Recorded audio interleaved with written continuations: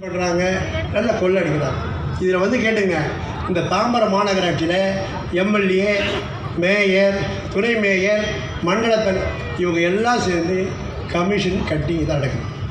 தாம்பரம் பொதுமக்களுக்கு எந்த நன்மையும் எந்த சேவையும் செய்யணும்.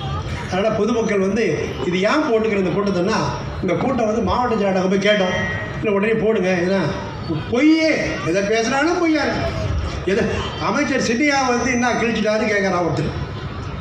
இது ஒரு கூட்டத்தை சின்னியா வந்து என்ன பண்ணார், சின்னியா மந்திரியா இருந்தார்ல, அப்படி மந்திரி அதாவது திமுகவோட அந்த தகுதி இல்லை.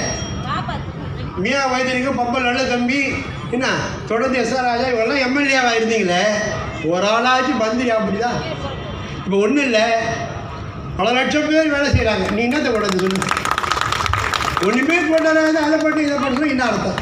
அதனால் இன்னும் வந்து 8 அமாவாசை தான் உங்கள் ஆட்சி இருக்கிறது. இன்னும் 8 அமாவாசை.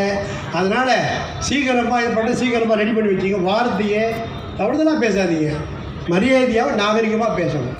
நாங்கள் எவ்வளோ நாகரிகமாக பேசணும். அதனால் பெரியவர்களும் தாய்மார்களும் அடுத்து வரங்க நம்ம ஞாபகம் வச்சுங்க. இப்போ வர தேர்தலில் தமிழ்நாட்டுடைய தலையெழுத்து நினைக்கிற தேர்தல் தான். இந்த முறை விட்டுட்டா அவ்வளோதான் கதை. அதனால் மக்கள் எல்லாம் சிந்திச்சு, இன்னொரு 8 மாதத்தில் பொது தேர்தல் வரப்போகுது. நம்முடைய கழகத்தினுடைய பொதுச் செயலாளர் அருமையில் மரியாதைக்குரிய எடப்பாடியார் அவர்கள் தமிழகத்துடைய தலை சிறந்த முதலமைச்சர் எல்லா இதிலும் எழுதியிருக்கிறார். எல்லா பேப்பரும் எழுதிக்கிறார்.